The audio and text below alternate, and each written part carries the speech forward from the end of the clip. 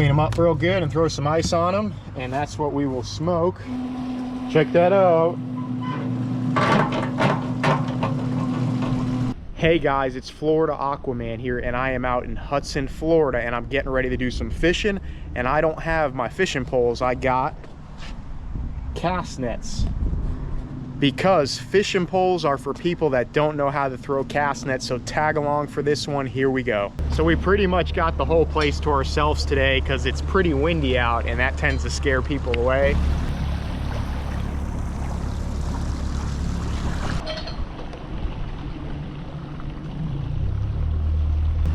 All right, so a good sign. I'm headed out of the canal and I've already seen some mullet. You can see there's some sitting on the shoulder. They're kind of small though, but that's a good sign. Look at them all.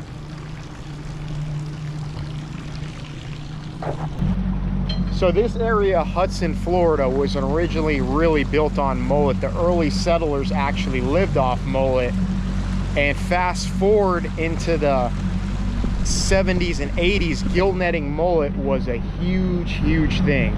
I mean, there used to be a ton of gill net boats that used to make their living off mullet because it was a profitable business back then. Mullet fishing now, you can't run gill nets, it's against the law, so you have to use cast nets.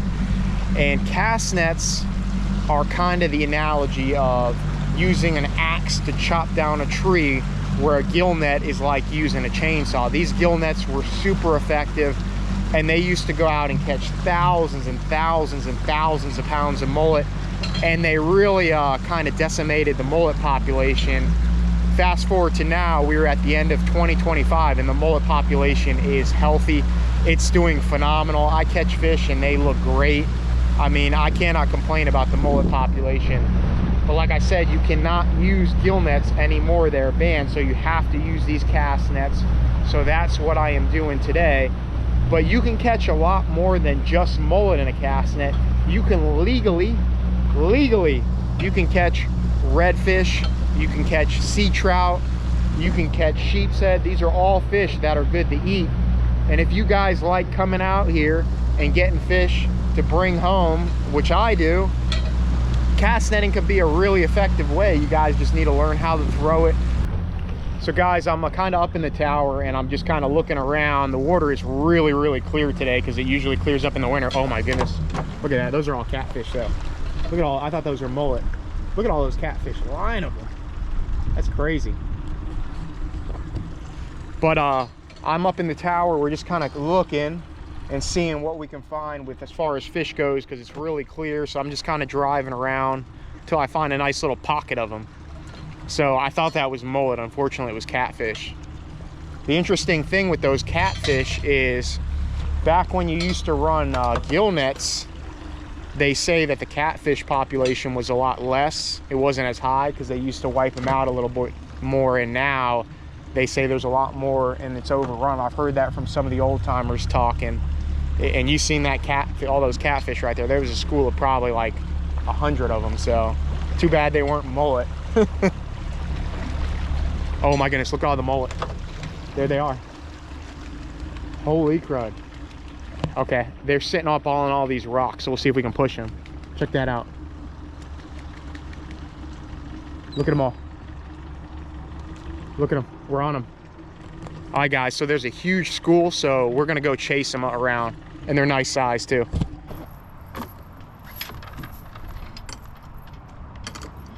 Oh, there they go.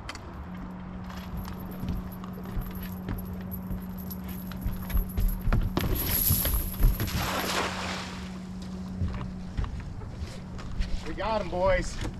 We tore them up. You ready for this? Look at this. We tore them up. Look at them all right here. They're all right here. Here we go. You guys ready for this? Check that out. Nope. They're all beeline. They're all down here. Sometimes what I do is I use the little ones for crab bait if they die. So you can see.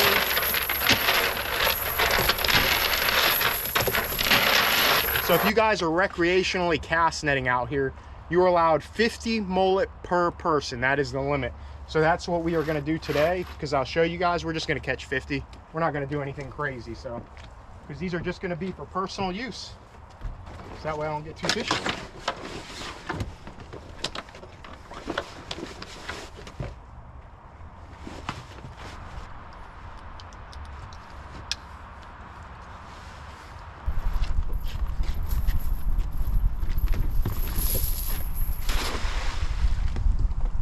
Got him. Not a very good throw, but I nailed him. Kind of had to avoid the rocks, but you can see. Check that out. That's a better throw.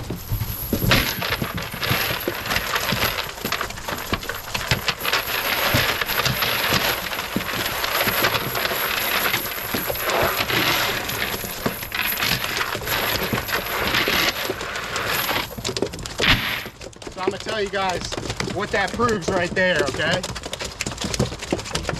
A not perfect throw on a lot of fish does way better than a perfect throw on not a lot of fish. So if you guys aren't perfect on throwing the cast net, you can come out here and still load up. You can see I made a mistake there. I'm not perfect. I do mess up sometimes, and the net did not fully open, and I still got a ton of fish. I mean,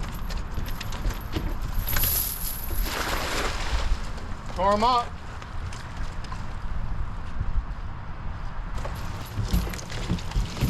Uh-oh, we got a log.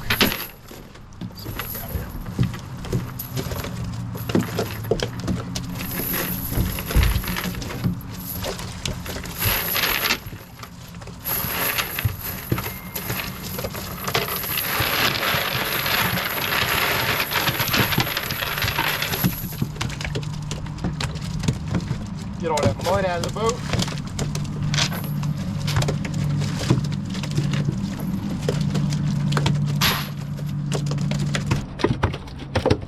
Now we're getting somewhere. The boat's getting all dirty now, and we just been fishing the same spot.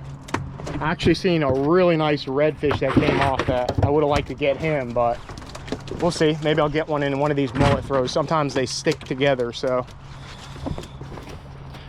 that's 14, 15, 16, 17. So by the time we're done, this whole basket will be full of mullet. So that's the plan.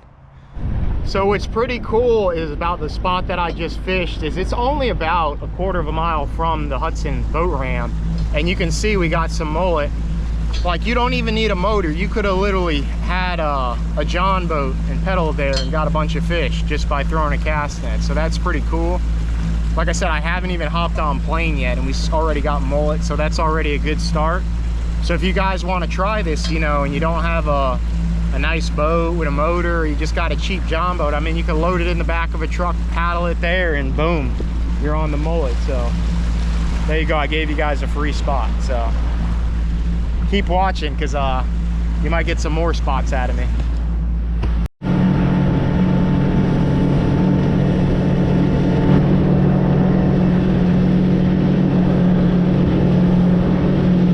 So if you guys look behind me, this is a stilt house, and these are the original old houses that were on the water in Hudson, and they run up all the way to Newport Richey. There was even some in Tarpon Springs. They go all the way. There's some in Fort Myers, and originally they used these as basically fish houses, and they would offload the fish in them. And you can see these things are pretty cool. This one's got a camera on it up there. So these ones date back to the 1930s. I'm sure this one's not original, it was rebuilt, but this is what they used to offload the mullet on. This is back before they had nylon nets. A lot of the nets were made out of absorbent materials, and they would have to hang them and dry them out after each day of fishing. And like I said, with the advent of monofilament netting, which came around by DuPont, which was first introduced called Stren because it was a lot more softer, it made a big difference. They didn't have to dry out the net, so it didn't take as much time to catch the mullet. But you can see these stilt houses are pretty cool that these things are still around.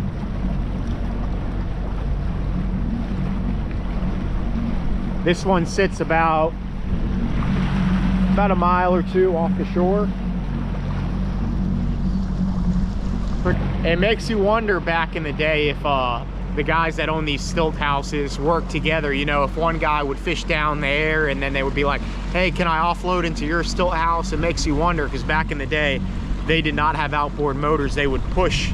They had poles, and you can see it's very shallow here. It's only about 3 to 4 feet. So they had push skiffs, and they would push the boats, and they would offload them in the fish houses, and they would take them by railroad and stuff like that. But it's pretty cool Florida history right there. So we're gonna keep running down, try to find some more mullet, because we got to get at least 50, fill up that cooler. Ready? Very good.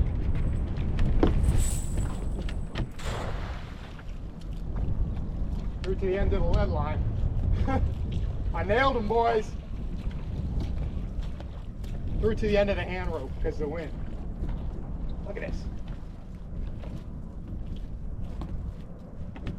Got some nice ones. Oh, these are studs. Check these mullet out.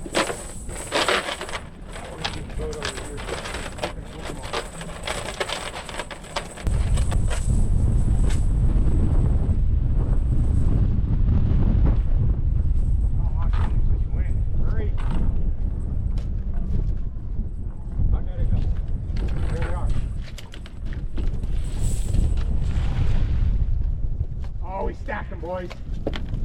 That might be it. That's it. That's it. That might be the throw. Check this out. That's the throw right there, guys. Check this out.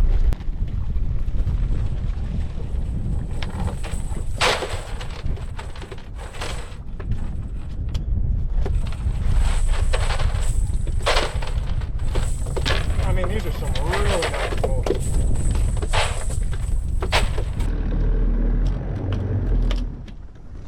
Check out all them mullet. Not bad. We're getting on them now. You ready? Here it is.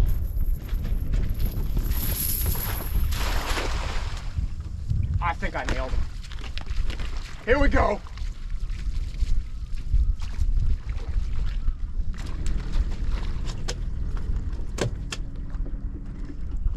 Got some. Oh. Here we go. Check that out.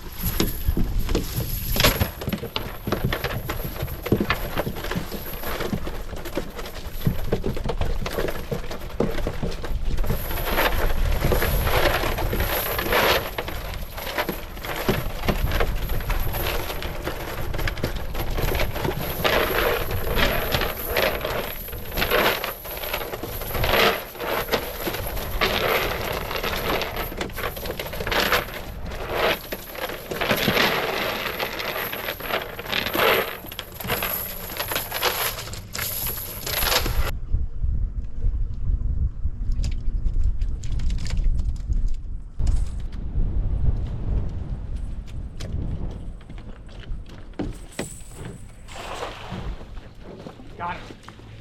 Got it. Oh my goodness. Here we go. That's it.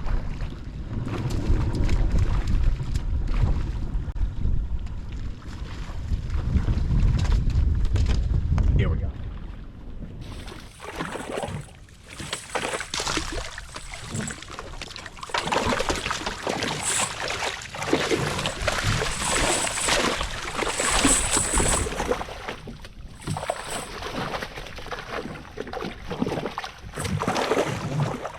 Check this out.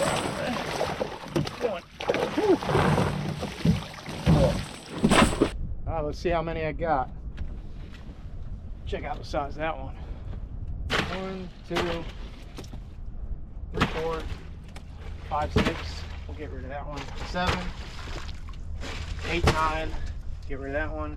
10, 11, 12, 13, 14, 15, 16, 17, 18, 19, 20, 21, 22, 23, 24, 25, 26, 27, 28, 29, 30, 31, 32, 33, 34, 35, 36, 37, 38, 39, 40, 41, 42, 43, 44, 45, 46, 47, 48.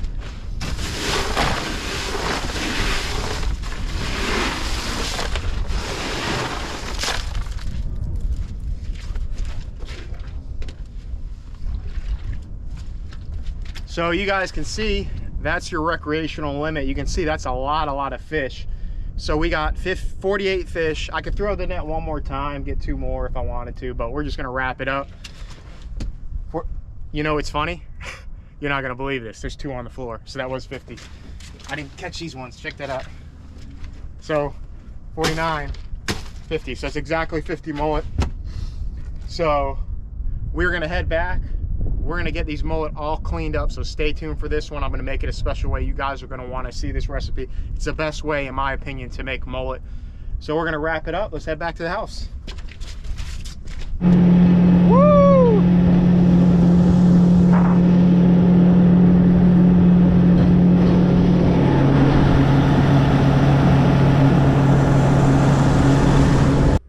All right, guys, we're back at the house, and I wanna show you guys how much mullet I got. Check it out. That's 1 basket, that's 2. It's almost 2 baskets. So I'm gonna guess last time in the past when I had them all the way full, I got them maxed out to 70 pounds. So I'm gonna estimate each basket's probably around like 50 to 55. So it's probably around 100 pounds of mullet, maybe a little more, so about a 2-pound average. So that's what you guys can get recreationally throwing a cast net. If you really think about that, 100 pounds of fish is a lot of fish. And what I'm gonna do with all this fish is I'm gonna get it all cleaned up and I'm gonna make a fish dip out of it. So I'm gonna show you guys the process. What I got is I got all my fish iced down because you wanna keep it cool. I got some extra ice in case I need it. And then I got a cooler that I'll put my fillets in. And I got a bucket filled with water. And what I'm gonna do is after I clean the fillets, I dip them and I put them in my cooler. So I'm kinda doing it like an assembly line. So I'm gonna show you guys my process, so here we go. Make sure when you guys are doing this, you have a sharp knife. This knife is razor sharp. You can see I can shave myself with this knife. Take the hair right off. If you guys wanna know how to get your knives this sharp, I have a video on my YouTube. Go ahead, subscribe, and you can look down. It's how to sharpen a knife. So we'll get started here. So all I'm gonna do is, because I have so many mullet and I'm making so many dip, I'm not gonna split them because that's gonna take way too much time. I know it looks better. If I was just eating smoked mullet, I would split them to make them look better, but I'm making dip. So for me, there's no reason to split them. So go ahead, take a cut, run it right down the backbone. Man, this knife is sharp. I gotta get used to it so sharp. Go ahead, follow the backbone. And then just go ahead and do this. Run it down. Like I said, I'm not gonna split them. And then I just peel it off the ribs, just like that. Then I take it, dip it in my water. That's gonna get all the scales off. And in the cooler I go. That's one side. Same thing, other side. Make a cut, flip it, follow the backbone, just like that. Follow that rib cage, just like that. Like I said, time is of an essence, so I'm gonna do this as quick as I can.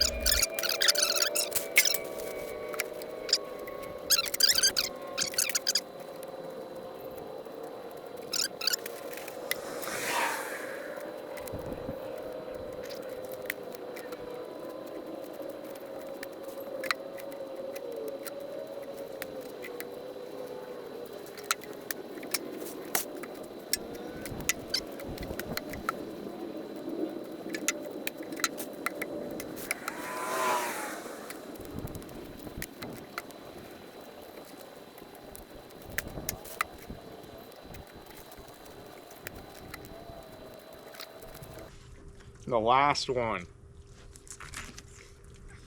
Another yellow row. Follow that backbone.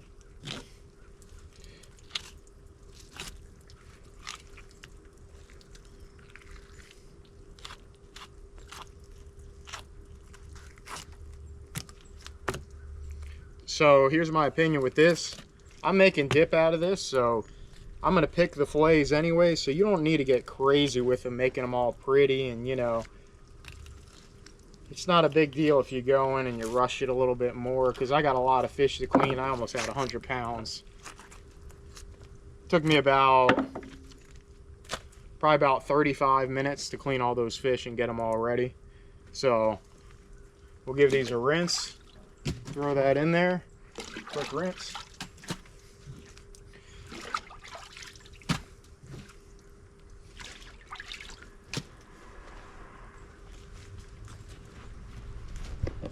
You guys can check that out. We got all our fillets in here. We're gonna give them a quick rinse down, flip them all around, clean them up real good, and throw some ice on them. And that's what we will smoke. And then all this, I'll take all this, and this will be used for crab bait. I'll usually freeze it. Sometimes I use it right away. It just depends. But then I got a ton of stone crab bait. Can't beat that. All right, guys. So I'm gonna show you what I use for this smoking process. I just have a pit boss, and I got it filled with pellets all the way. And then I also have these pods right here that add additional smoke. I'm gonna show you guys how to use that. But the first thing you do with these pit bosses, go ahead and turn them on, and you gotta open it up.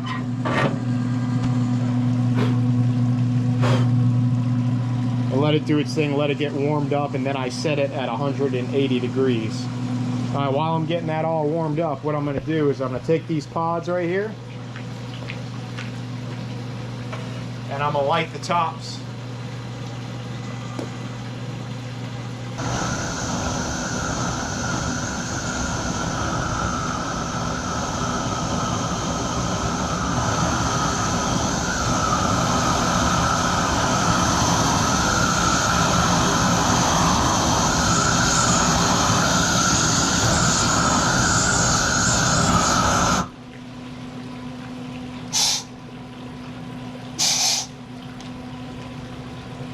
You can see those are lit, and just go ahead and let them burn for a while, so that way they get nice and hot. And then when I put them on the smoker, I'm just going to blow them out and stick them in. But you want to do that when the smoker is nice and hot. You can see how much smoke those pods produce. I get a little bit of Everglades seasoning. I don't go crazy heavy on the Everglades, just a little bit, because Everglades is pretty salty. And I'm going to come back with Old Bay. So just like this, I kind of go a little bit of light.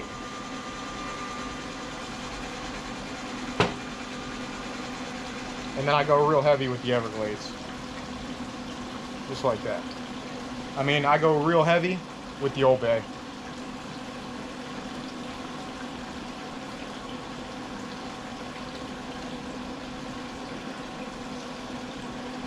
You guys can see how good that looks. And you can see I got my pods smoking. That's what you want them doing. That's how you get a lot of smoke out of this pit boss. And I don't know why this thing is not... Oh no, it just started cranking on. There it goes. Did not want to do its thing. Keep feeding it. Sometimes with these pit bosses, I had an issue with it. I couldn't get it to run. So if you guys have these things, most of the time it's the fan. Sometimes the fan underneath gets stuck. So you got to kind of go in there and, you know, give it a little twist. I had to do that instead of getting a whole new one. But you can see we got our flame going. All right, so I got my pit boss set at 180. So about 165. You can see that thing's going. So we're going to add all our fillets on here.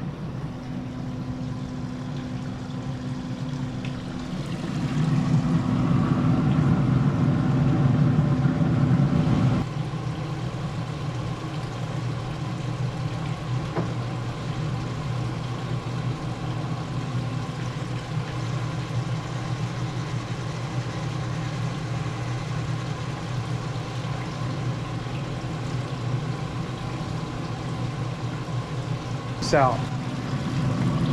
So you can see how much fish that pit boss fits, and this is the medium-sized pit boss. They do make one that's a lot bigger, so I left a little room for my pods. We're gonna grab, hopefully they're not too hot. So you can see what I do is I just give them a quick blow so they smoke. Just try to put them out a little bit, you know, just like the wind blows them out so they smoke. And then just make sure you don't grab them with your bare hands. I'll grab this rag right here.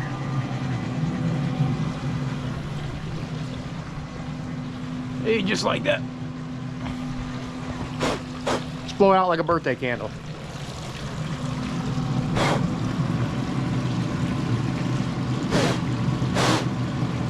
Oh, I don't want to go out. Yeah, it'll go out once I shut it. See, there you go. That's what you want it to do right there. And then we'll grab the other one. Give it a little blow. Like I said, I like my fish dip smoky. I just throw them in the corners like that, and then go ahead and shut it. And let it do its thing. And you wouldn't believe how much smokiness that adds to the fish.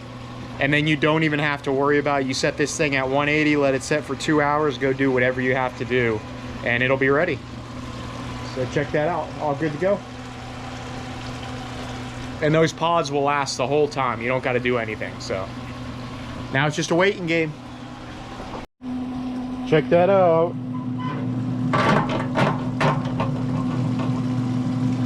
We are pretty much there, you can see. Still smoking. For some reason I got it set to 180, but it's maintained in 240. I think it's because I got the smoke pod right next to the temperature sensor. So the temperature sensor is, you can't see it, but it's underneath there. So, but anyways, I think it's a little cooler than 240, but you're gonna see, they're pretty much done. I like to dry them out a little bit more. We'll do probably another like 10-15 minutes.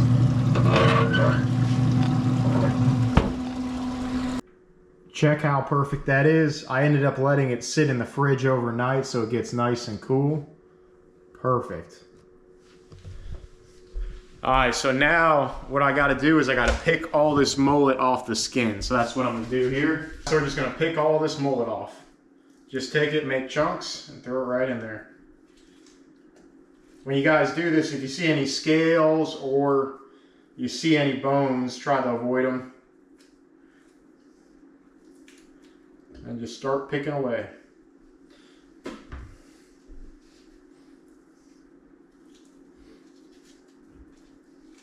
Just like that. So out of all that mullet, it was about, I'm gonna say roughly 100 pounds of mullet. I had 3 smokerfuls of mullet. So you can figure this is gonna make a ton of fish dip. More than I'm gonna be able to eat, so I'm probably gonna give a bunch to family and people, because it's around the holidays. So you can see that mullet came out perfect. And it's nice and smoky. I mean, you could smell it. So go ahead, you're gonna need a food processor. And what I like to do is, I'm going to use one of these bowls, so.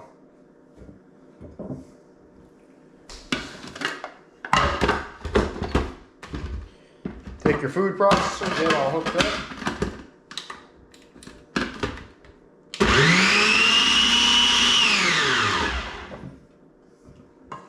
Go ahead, throw your mullet in there, just like that.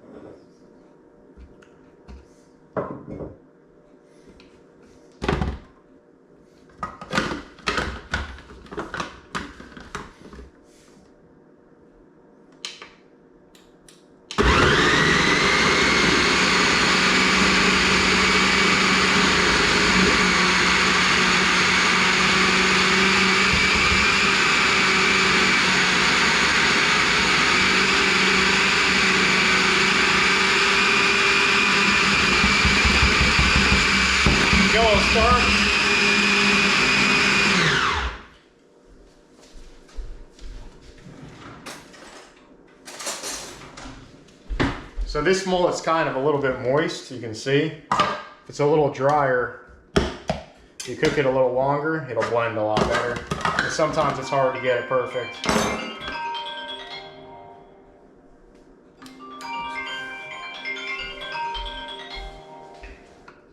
She has 2 other cans in final stages. They're trying to recruit someone or make an offer, I'm assuming by January 7. Yeah.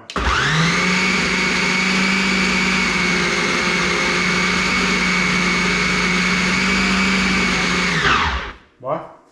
Cook all this dip. What you're going to need is you're going to need some sour cream. You're going to need the best mayo in the world, which is Duke's. I got some Old Bay, also the best seasoning in the world. Some Everglades seasoning, #2 seasoning in the world. A little bit of your favorite hot sauce, some lemon, and a little bit of Worcestershire sauce. Hopefully I said that right. So go ahead, take your fish, go ahead and put a couple scoops in here. I kind of just eyeball it, is the way I do it. Some people do it a little different.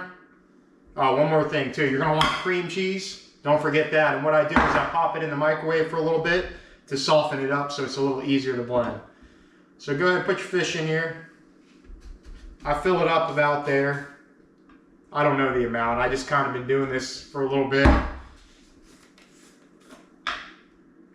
Like I said, there's no recipe ideally exact. I kind of just eyeball it. It's going to be good either way you do it. I do a scoop of mayo. Nice heaping scoop. And then what I do is I get my sour cream, and I'm going to do 4 scoops of sour cream. Big scoops though.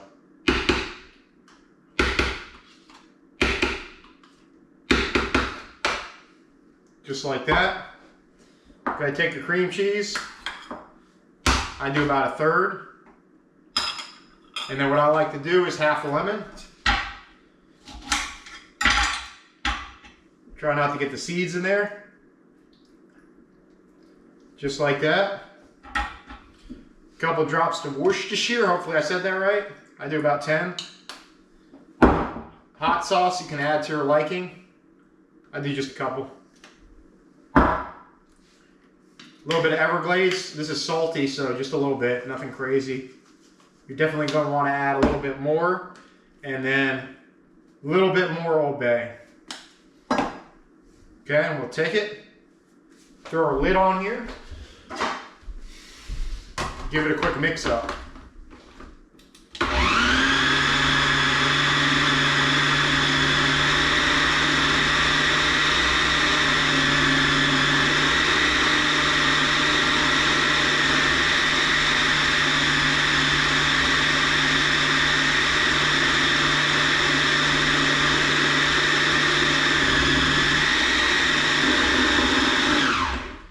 Okay, and I can tell this is a little bit creamy.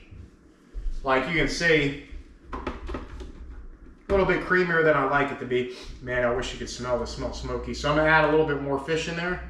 Throw a couple chunks in there, you know. Make it a little thicker. You're definitely gonna want one of these cake batter spoon just to get it off the sides and stuff.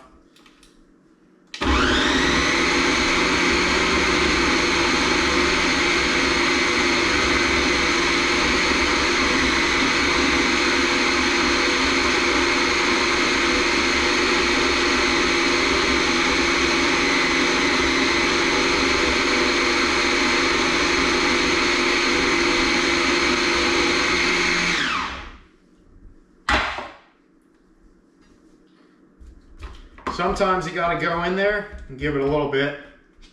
Give it a little help in there, just like that. Take a little test bite.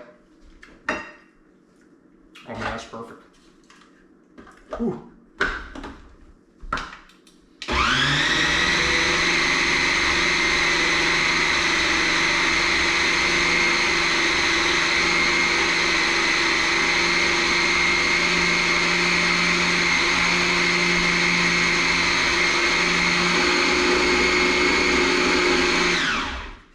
Like I said, sometimes you got to give it a little bit of help because you don't want those chunks in there. And this is going to thicken up a little bit when you put it in the fridge, so keep that in mind. You can put more sour cream, more lemon, you know, if you want your dip to be a little more less thick.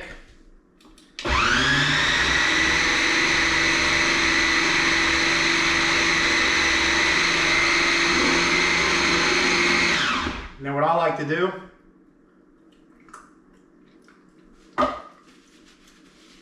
Man, that's good. Woo! Like I said, I'm gonna make a big batch for everybody, so just gonna add in here, and then I'll switch it to little Tupperwares later.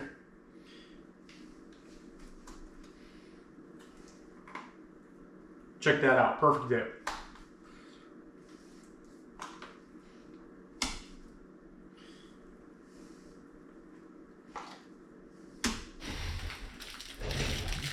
All right, guys, we gotta try this. See how this came out.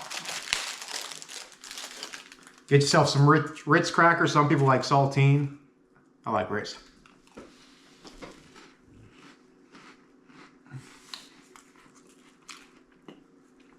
Man, that is phenomenal. Man. That is so good. In case you guys were wondering, this is by far my favorite way to make mullet in dip, 100%. So we're closing out 2025, and I just want to say, hey, I appreciate all you guys for watching my videos. All you guys that hyped me up, you liked it, you subscribed it. I really appreciate all the support. We're going into 2026. We're going to keep the videos coming. I'm going to stay at it. Keep the mullet videos coming. Still going to do some diving stuff for lobster, stuff like that you guys have been watching. Some more spearfishing. I'm going to continue to do the hunting videos. They haven't been doing as good, but I'll still keep them out there. And like I said, I appreciate you guys, and I appreciate the support. And it's been a fun ride so far for 2025. I've done things that I don't think I've ever would have did if I didn't have a YouTube channel. So I'm having a blast doing it. I'm really enjoying it, and I appreciate all you guys. And one more bite. Like always, this is Florida Aquaman. And I'm out till next time.